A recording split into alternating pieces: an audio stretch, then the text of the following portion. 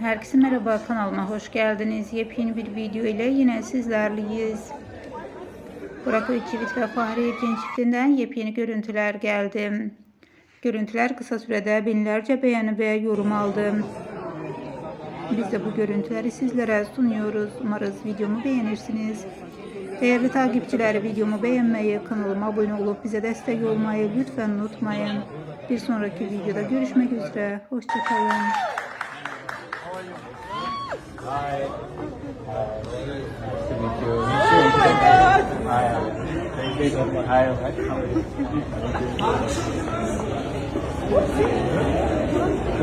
God. Why is this super?